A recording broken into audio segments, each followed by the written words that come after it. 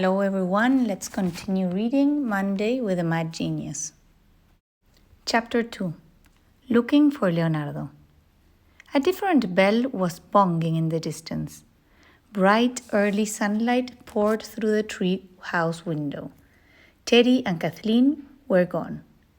Jack looked down at his clothes. He was wearing a knee-length tunic and dark tights. Annie wore a long dress with puffy sleeves. Jack's backpack has changed into a cloth bag. Jack and Annie looked out the window. The treehouse had landed in a tall tree in a garden surrounded by green hedges. Beyond the garden was a sea of red tiled roofs. A huge 8-sided dome and stone tower rose high above the red rooftops. "Welcome to Florence, Italy," said Annie. Jack opened their book and read aloud. In the early 1500s, many artists and craft people lived in the city of Florence. The city was filled with silk weavers, potters, and marble workers. Artists made sculptures, paintings, and tapestries. "Cool," said Annie. "I love art." Jack read more. But the most amazing genius of that time did a bit of everything. Leonardo da Vinci was not only a great painter but also an inventor, architect, stage and costume designer, horseman, chef, geologist, and botanist. "What's a geologist and a botanist?" said Annie. "They're scientists," said Jack. "A geologist studies rocks and a botanist studies plants." He turned the page. "Come on, we should go," said Annie. "The treehouse probably brought us right to Leonardo. We have to find him before he gets away." "Oh, right," said Jack. Annie started down the ladder. Jack packed up their research book and climbed down after her. Jack and Annie walked around the tall hedge and came to a busy road that ran along a river.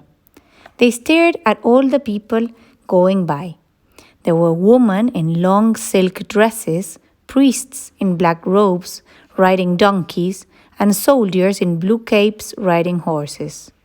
"I don't see anyone who looks like the guy on the cover of our book," said Jack. "Let's ask someone," said Annie. She walked over to a girl selling flowers by the road. "Excuse me, do you know a person named Leonardo da Vinci?" "Of course. Everyone knows Leonardo," said the girl. "He was just here. He bought some flowers from me. He said he was going to sketch them later." Her eyes shone with excitement. "Where did he go?" asked Jack. "He headed toward the old bridge," the girl said. She pointed toward a covered bridge farther down the road. "Thanks," said Annie. Jack and Annie walked quickly along the bank of the river toward the bridge. "You were right," said Jack. "The treehouse brought us right to Leonardo. But while we were talking, he kept walking." "Don't worry," said Annie. "We'll catch up to him." The covered bridge was supported by 3 stone arches. It looked like a long house stretching over the river. As they crossed the bridge, it was hard to look for Leonardo. The light was dim and the walkway inside the bridge was filled with people. Jack and Annie squeezed through the crowd to the other side of the bridge. The sunlight was so bright that Jack still couldn't see clearly. He shaded his eyes with his hands. "I still don't see him," he said. "We can ask again," said Annie. "That girl said everyone knows Leonardo." She headed to a shop near the riverbank. Weavers were hanging colorful fabrics on a line. The red and purple silks waved in the breeze. "Excuse me," Annie called. "Have you seen Leonardo da Vinci this morning?" A toothless old woman smiled. "Oh, yes. Leonardo passed by only a moment ago," she said. "On his way to the bakery, I think." She pointed down a narrow lane. "He goes there every morning." "Thanks," said Annie. Jack and Annie hurried to the bakery. The delicious smell of baking bread filled the air. "Excuse me, did Leonardo da Vinci come into here?" Jack asked. "Yes, he just bought his daily loaf of bread," said the baker. "He always goes to the cheese shop next." He pointed across the street. Thanks, said Jack. Jack and Annie crossed the busy street to the cheese shop. Is Leonardo da Vinci here? Asked Annie. He just left, said the cheeseman. He pointed up the street. He was going to the blacksmith's. Oh, brother, said Jack. Thanks, said Annie, and they headed up the street. I can't wait to meet him, said Annie. Me too, said Jack. If we ever catch up to him. Loud hammering noises were coming from a shop. Jack and Annie looked inside and saw a blacksmith pounding a horseshoe with a huge iron hammer. A fire was roaring in a heath nearby. Excuse me, Jack shouted. The burly man stopped pounding. Was Leonardo da Vinci just here? Asked Jack. Yes, he paid me for his iron pots, the blacksmith said gruffly. Finally. Do you know where he was going next? Asked Jack. Headed for the market. In a big hurry, as usual, said the blacksmith, nodding toward the street. Then he went back to pounding. Jack and Annie ran up the street. They rounded a corner and stepped into a huge square.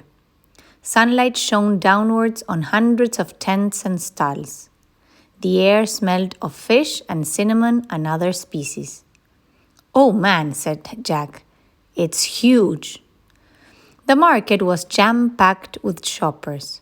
It was hard to see over the heads of all the grown-ups. We could spend all day looking for Leonardo here, said Jack. This is not good, said Annie. We are supposed to spend the day helping him, not looking for him. Remember the rhyme said, help the genius all day long, morning, noon, and afternoon, till the night bird sings its song. Yeah, whatever that means, said Jack. Hey, maybe we should use the wand now, said Annie. This situation fits the rules. Finding Leonardo is not just for our good, it's to help Merlin, and I think we've tried our hardest. Okay, let's use it. Jack slipped the wand of Dianthus out of his bag and handed it to Annie. 5 words, he said. I know, she said. She held up the wand and counted her words on her fingers. Help us find Leonardo now. Jack and Annie held their breath and waited, but nothing changed. Everything around them looked exactly the same. It's not working, said Jack. What did we do wrong? I don't know, said Annie. I used 5 words. It's definitely good for others. Maybe we haven't really tried our hardest yet. Jack sighed. Okay, let's keep trying. He took back the wand and slipped it into his bag. Oh, look at the birds over there, said Annie. She pulled Jack over to a stall that sold caged birds. Only one bird was singing, a brown bird with a reddish tail. He was very plain, but he sang beautifully with whistles and trills. Hi, you, said Annie. The bird tilted his head and looked straight at Annie. He chirped softly. Come on, Annie, we can't waste time here, said Jack. We have to keep looking for Leonardo. But didn't you hear his song, said Annie. He wants to fly away. He wants to be free.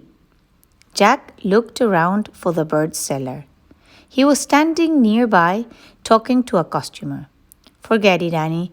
We don't have money to pay for him, said Jack. But he wants me to help him, said Annie. I can feel it. She reached toward the caged door. Annie, don't, said Jack. But Annie unlatched the door. The bird hopped onto the ground. Oh no, said Jack. He grabbed for the bird, but he was too late. The brown bird was already flying away into the blue sky. Yay, said Annie. Hey, shouted the bird seller, rushing over to them. Were you trying to steal my bird? We weren't stealing him, said Annie. We were setting him free. The bird seller grabbed Jack by the arm. You'll have to pay for him then, he barked. But, stammered Jack. Marco, Unhand that boy, a man's voice boomed. Jack turned to see a tall man in a purple cloak and floppy blue cap. He had a long nose, bright, kind eyes with heavy eyebrows, and a flowing beard. He looked exactly like the man on the cover of their book. Leonardo, said Annie. The wand worked.